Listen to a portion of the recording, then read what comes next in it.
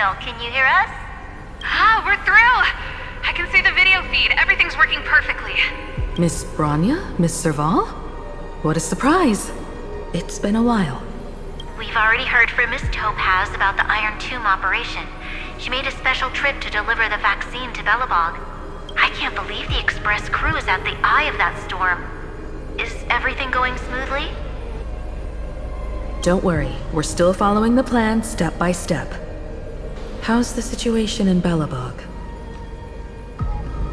Urillo 6 is located on the outskirts of the preservation barricade. While it won't bear the brunt of the first wave, there's still a risk from the aftershocks. That kid Japard and Pela are busy organizing the Silvermane guards, having them consolidate their lines and dig trenches.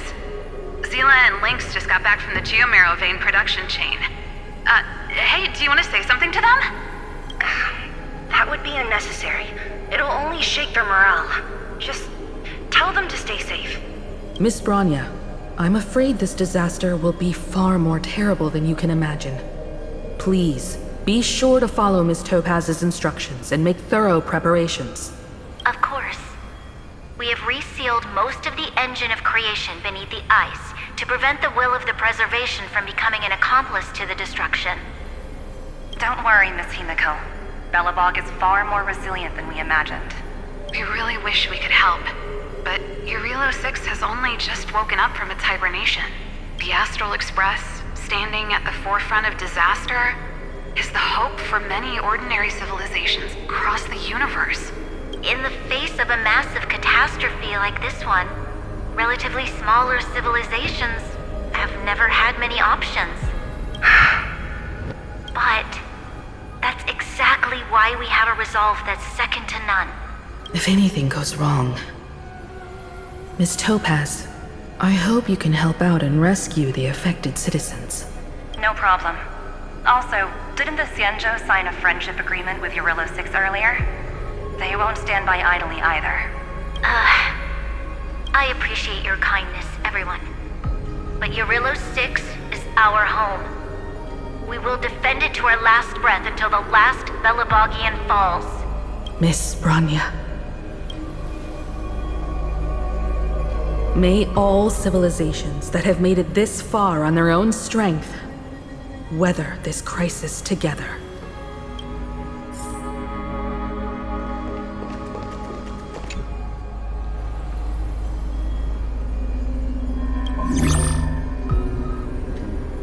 Good news, Miss Himiko.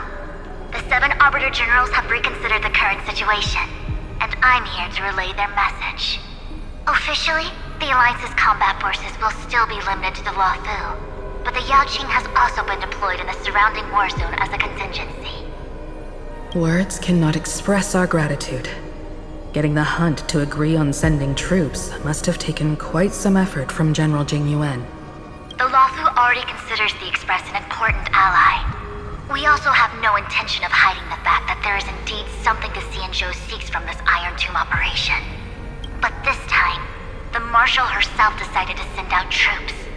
With a formidable enemy before us, the Alliance has no reason to back down, nor will we be content to take a back seat.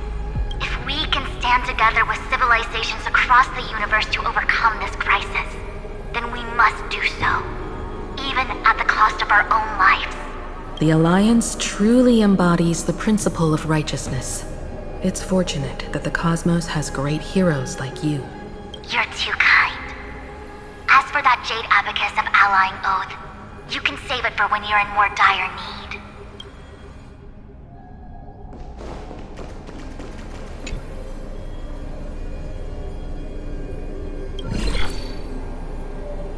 I regret to inform you, Miss Himiko, that even the Strategic Investment Department is constrained when it comes to the Iron Tomb issue.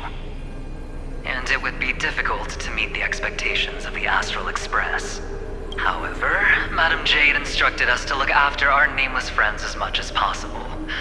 So let me offer you all a small suggestion, just from my personal perspective. Other departments at the IBC might also take this opportunity to extend an olive branch to you. When that time comes, I hope the Astral Express will remember that the 10 Stonehearts were willing to stand with the Trailblaze, even though we were in a difficult position. And more importantly, we were the only ones willing to do so. Sounds like a threat, doesn't it? But trust me, every word comes straight from the heart. Has the internal conflict within the IPC really gotten this bad? Everyone knows about the bad blood between Diamond and Oswaldo. But at least until now, they've had an uneasy truce. Until the Lord Ravager Archforger caught the board's attention. I'll leave it at that, as it's confidential information. Hope you can understand. I understand. Our immediate priority is to address the Iron Tomb crisis. Let's hope for success from the start. This might help ease everyone's pressing concerns.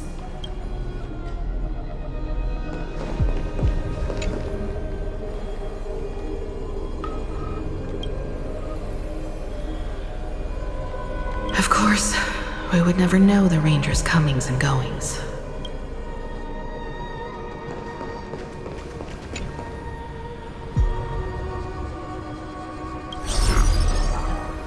Miss Himiko, is that you? Yes? And you are Miss Robin. Yes. I apologize for not being able to respond during the meeting earlier. And even now I can only appear in disguise. On behalf of the Penaconian family branch, I extend my sincerest apologies to everyone. We tried to request aid from the family.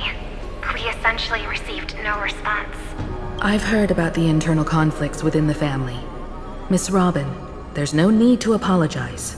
Every bit of strength is precious at this moment. Thank you for understanding.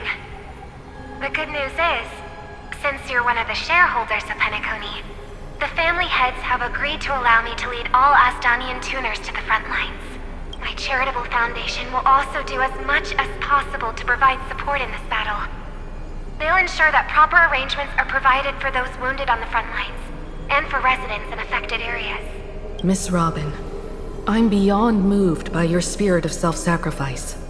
The Astral Express would also like to make a promise that we won't leave any companion behind.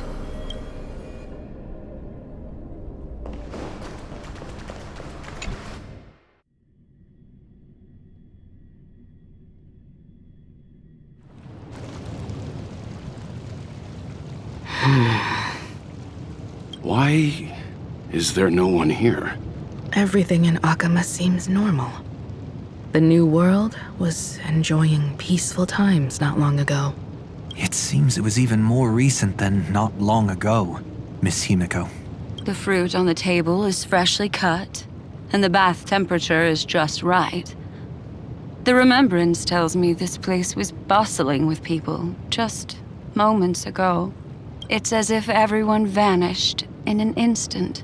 Could this be Xandar's doing? Unlikely. He's still under the surveillance of those two geniuses. Could it be some kind of local custom?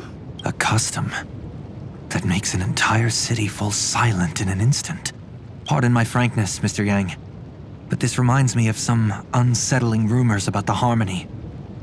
Complete silence Is often the prelude to divine intervention. Everyone, be careful. Here they come! Here they come! The Nameless of the Astral Express! Evernight? How is this possible? She was already...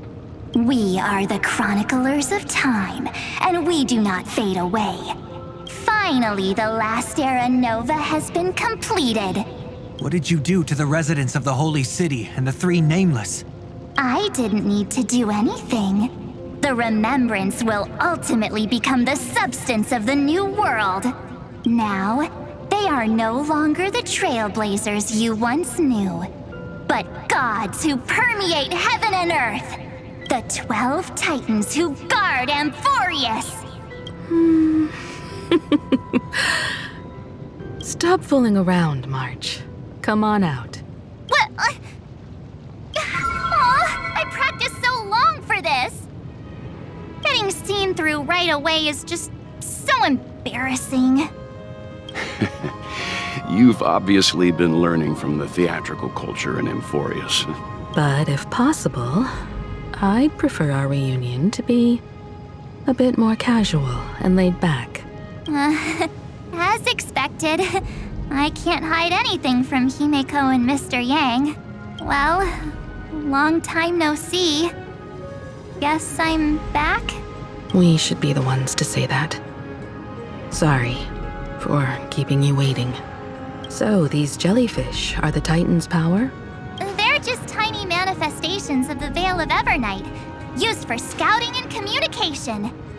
If I went all out, I could summon way more of them. Thanks to him, we all turned into Titans in the new world. Sure, we can take on humanoid forms, but it feels off. How intriguing. So what does he look like now? It can't be a raccoon with a baseball bat, I suppose. Please don't add weird stuff to Amphorius's lore. Just go see it with your own eyes. Follow the prophecy's guidance and come to Dawncloud. He looks way more majestic now than he used to.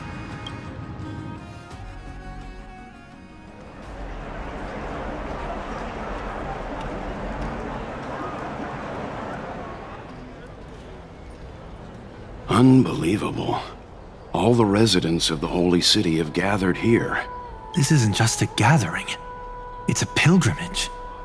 The people's expressions are resolute, devout, as if waiting for a miracle to descend. That colossal deity is him. He has become the pillar of the world. Surprisingly authentic. Being this serious is quite unlike his usual style. Those people didn't disappear. Instead, they've answered the call of the prophecy and come to witness his awakening. Our good buddy now bears the weight of the entire world, and every breath they take is intertwined with Amphorius's destiny. Awakening? Has he fallen into slumber? Yeah. After all, with such a huge time dilation between inside and outside the scepter, this was the only way we could wait for everyone. Time watches over yesterday. Earth guards today. And when the Trailblaze steps into Amphorius once more, the slumbering deliverer shall awaken, and then bring the prophecy of tomorrow to this world. Come on, everyone. Let's get closer to him. Watch how the world-bearing prophecy changes this world. Well, it seems the kids are already miles ahead of us at this stop. All the more reason we can't afford to slow down our pace. Let's go witness this moment for ourselves. Majestic. Speaking of which, I once caught a glimpse in Sleepyhead's memory of him transformed into a towering Tatalov. Could it be? No way! That was just a nice dreamscape. At least nice for him. If they are the throne of worlds who bears the weight of this world, perhaps they could guide a traveler still wandering among the stars. Hey, since when did you get all pious? This advice sounds pretty silly sometimes, you know. The so-called fool and the world are merely a step apart. Teaching us to find erudition amidst imperfection. Praise be to Helectra, chalice of plenty, for you brew the ocean into sweet wine. Citizens, behold! Our last Titan, the world-bearing deliverer, is about to awaken! Oh, ancient god, your loyal subjects, bewildered followers, and fearless comrades in arms have all knelt before your throne. Awaken from your eternal slumber and bestow upon the world your divine prophecy! Please guide us! Show us how to embrace this beloved world as we welcome that distant dawn!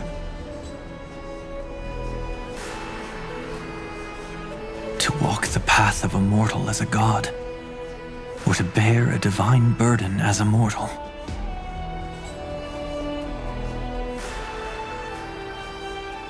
He will give us the answer.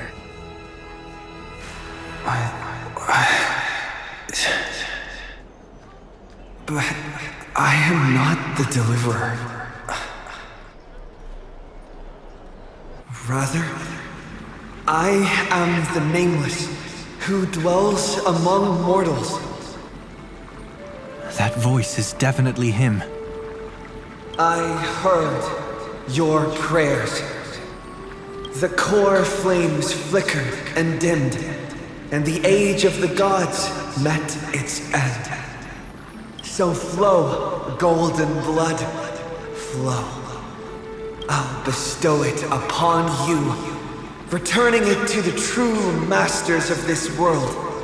Stand with me and become heroes.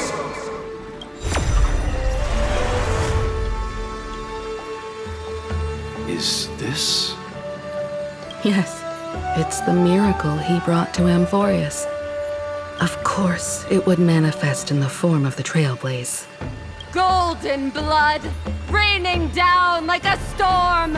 The prophecy has descended, and the Titan commands us not to be supplicants, but to become heroes of rebellion, to face that destined calamity, the destruction, head on. The prophecy of the Deliverer means nothing to me now. It belongs in the hands of someone far more fitting. Someone like all of you. In the name of Kazlana, let us depart and march towards the light. It's neither protection nor salvation. As always, there's no need for totems or myths. Humanity's most primal faith is that instinct named survival. Let's go, everyone. Someone has already sounded the horn of departure. Explore, understand, establish, and connect. Together, let us blaze a trail for the destiny of this world.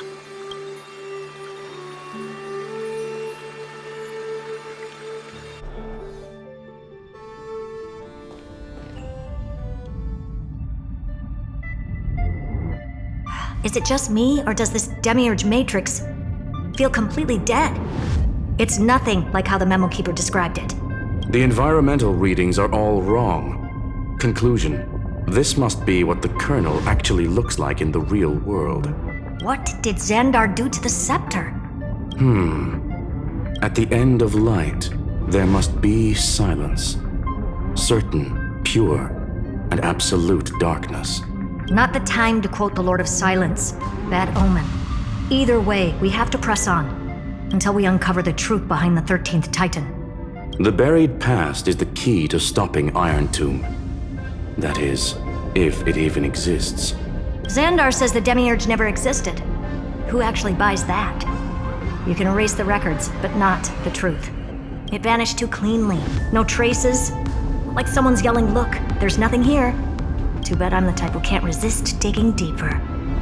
Looks like I'll be counting on you again, Screwy. Let's tear the system inside out. Always happy to help. But as your academic partner, I have to ask, Herta, what if we fail? Let's say the Demiurge really doesn't exist. Do you have a backup plan? A backup plan? Of course. If we can't find the key, we turn the lock into the key. That plan's cost is incalculable. It shouldn't even be on the table. Huh? Then let's hope we never have to use it. There's no point worrying about the end just yet. One step at a time. Let's go. We don't want to leave the others waiting. You brought what I asked for, right? A butterfly has to land on the branch before it can dance. We'll need a wide open platform before her entrance.